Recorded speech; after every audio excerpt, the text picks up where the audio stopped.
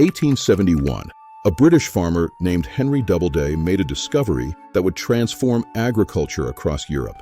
He found a plant with roots that penetrated 10 feet into the earth, reaching minerals no crop could touch. When those leaves decomposed, they released nitrogen, phosphorus, and potassium in perfect ratios, the same NPK formula written on every bag of synthetic fertilizer. Plant it once, and it produced fertilizer forever, free, abundant, regenerating itself year after year. Within 30 years, Comfrey became the foundation of organic farming across Britain and Europe. Farmers called it the plant that feeds itself and everything around it. By 1950, agricultural manuals recommended it as essential infrastructure for any serious farm. Then in 1978, something changed. A single study claimed Comfrey was toxic. Within 5 years, it was banned for internal human consumption in multiple countries. Garden centers stopped selling it. Agricultural colleges stopped teaching it. The plant that produced infinite fertilizer was declared unsafe. This is the secret botanist. We don't explore plants. We exhume them. Today we are opening the file on Symphytum officinale. The fertilizer factory that grew too well, cost nothing, and threatened a $200 billion industry built on selling soil fertility in bags. Not because Comfrey was dangerous, but because free fertilizer cannot be sold. The suppression of Comfrey was not a mistake. It was a regulatory capture that became a market protection scheme that became accepted truth. And the botanical evidence of what we lost is still buried in the soil, waiting for anyone willing to dig. To understand why Comfrey was declared unsafe, you first have to understand what it actually does. If you plant Comfrey in spring, by midsummer you have a plant 3 feet tall with massive leaves. Cut those leaves to the ground, and within 6 weeks, it grows back completely. You can harvest it 4 to 6 times per growing season. Each harvest produces 4 to 5 pounds of fresh leaf matter per plant. That's 20 to 30 pounds of biomass annually from a single plant that never needs replanting. But the real magic happens underground. Comfrey roots descend 8 to 10 feet deep, sometimes deeper in loose soil. At those depths, they access minerals that have leached below the reach of annual crops. Calcium, potassium, phosphorus, magnesium, trace minerals, nutrients that left the topsoil decades ago are still down there, just inaccessible. Comfrey pulls them up. It mines the subsoil. It acts as a biological elevator, bringing fertility from the depths to the surface.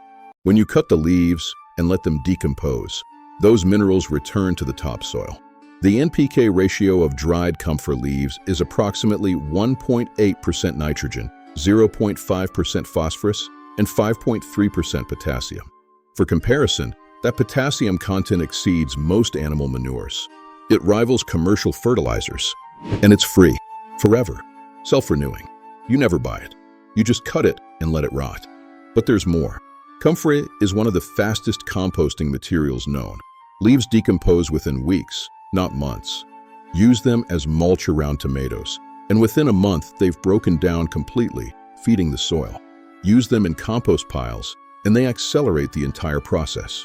Gardeners called it the compost activator, farmers called it green manure, Scientists called it dynamic accumulation, the process of plants concentrating minerals from deep soil layers. And the plant itself is nearly indestructible. Once established, Comfrey survives drought, frost, neglect. It regenerates from tiny root fragments. Try to dig it out completely, and any piece of root left behind becomes a new plant. In agricultural terms, this made it perfect permanent infrastructure. In regulatory terms, this made it impossible to control. A plant that spreads freely and produces infinite fertilizer cannot be contained. And what cannot be contained cannot be sold. By 1970, Comfrey had spread across Europe, North America, and Australia. Agricultural extension offices recommended it. Garden clubs distributed roots. It was becoming ubiquitous. And then the narrative shifted. In 1978, a study published in the journal Science by researchers in Japan claimed to have found hepatotoxic pyrrolizidine alkaloids in Comfrey. These compounds, when isolated and injected into rats in massive doses, caused liver damage. The study did not test actual Comfrey consumption by humans.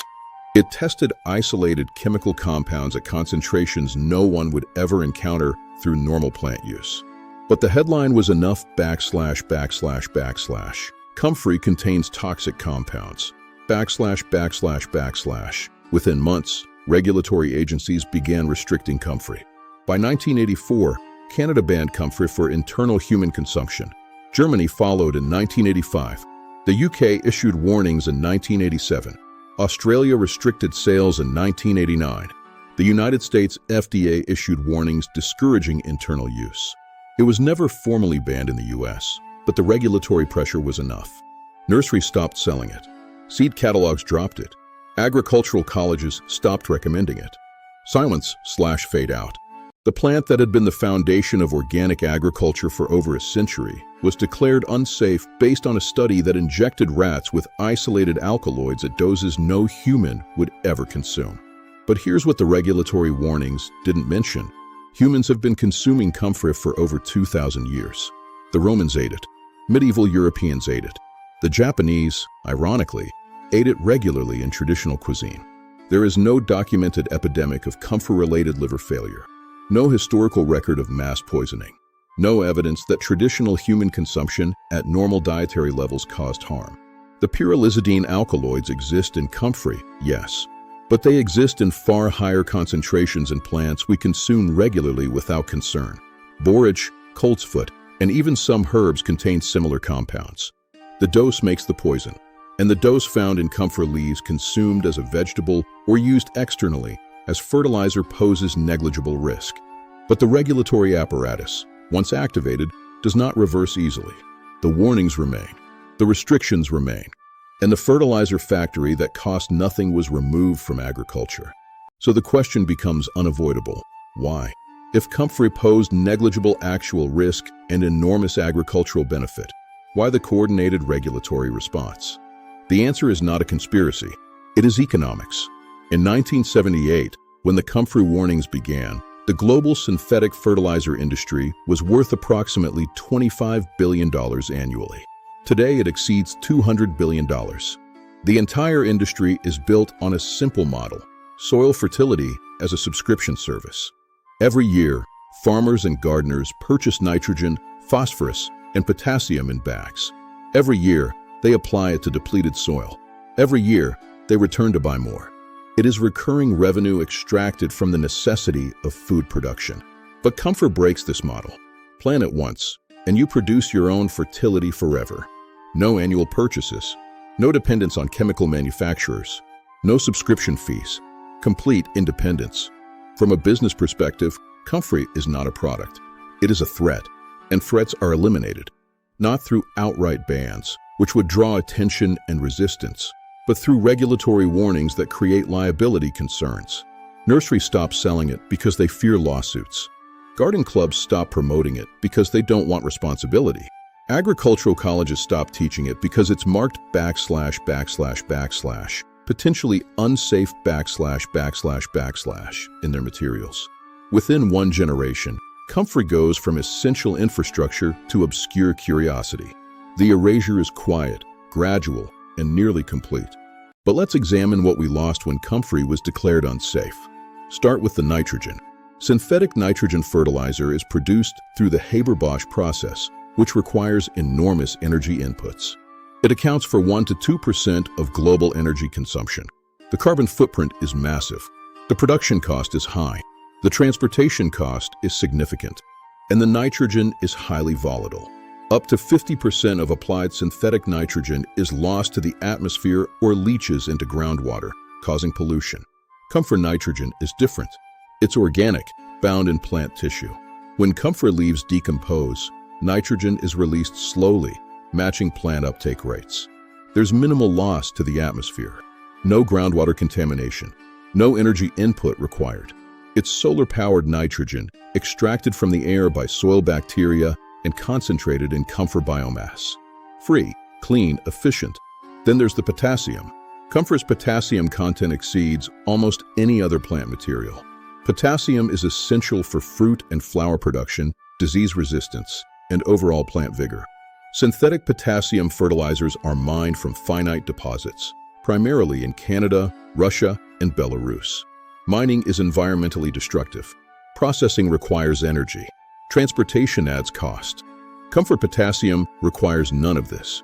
The plant pulls it from deep subsoil where it's been accumulating through mineral weathering for centuries. No mining, no processing, no transportation, just roots doing what roots do. And the phosphorus. This is where the loss becomes most critical. Phosphorus is essential for all plant growth, and global phosphorus supplies are finite. Peak phosphorus, the point at which global production begins irreversible decline, is projected to occur within 50 to 100 years. We are running out of accessible phosphorus deposits. Yet Comfrey pulls phosphorus from depths conventional crops cannot reach. It recycles phosphorus that is leached away. It makes unavailable phosphorus available again. In a world facing phosphorus scarcity, we declared the plant that solves this problem unsafe. But Comfrey's value goes beyond NPK ratios. Its deep roots break up compacted soil. They create channels for water and air. When the roots die and decompose, they leave behind organic matter deep in the soil profile, improving structure at depths cultivation never reaches. Comfrey doesn't just feed plants. It builds soil. It increases water retention.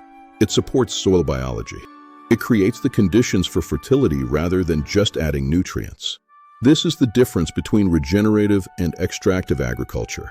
Synthetic fertilizers feed plants but destroy soil. Comfrey feeds plants and builds soil. One is a temporary fix. The other is permanent infrastructure. And Comfrey supports beneficial insects.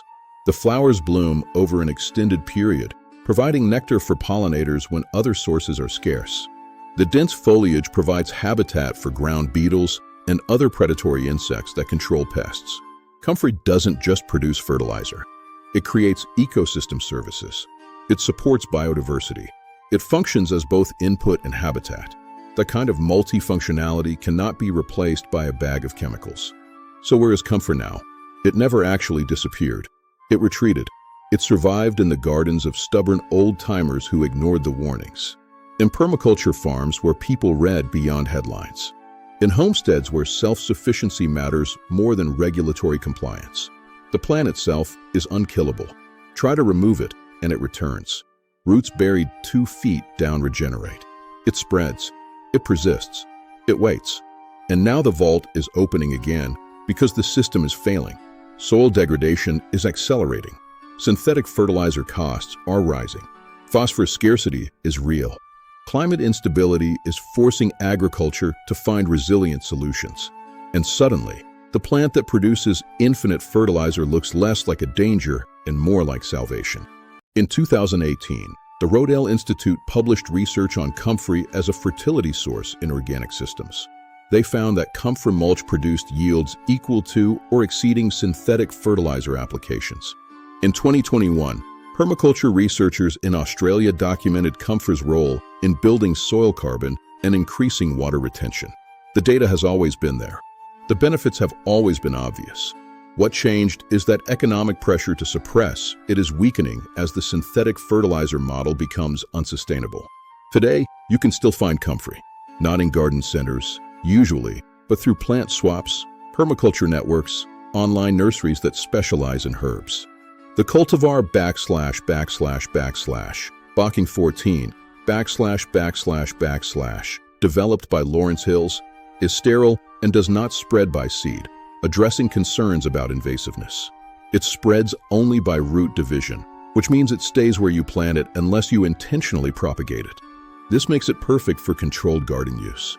Plant it once, and you have fertilizer infrastructure for life. Cut the leaves 4 to 6 tons per season. Use them as mulch around heavy feeders like tomatoes, squash, and corn. Add them to compost piles to accelerate decomposition. Chop and drop them in place to build soil where they grow. Within 1 year, the soil around Comfrey becomes visibly richer, darker, more alive. Within 3 years, it's transformed, and the plant never stops working. 20 years later, 30 years later, it's still producing, still mining minerals, still building soil, still free. When you cut those leaves next spring, and the spring after that, and the spring after that, you participate in a quiet rebellion. You opt out of the fertilizer subscription model. You reclaim fertility as a biological process, not a purchased input. You demonstrate that soil health is not a product to be bought, but a relationship to be cultivated. The warnings about Comfrey remain on government websites. The liability concerns keep it out of mainstream nurseries. But the plant doesn't care about regulations. It grows anyway. It produces anyway.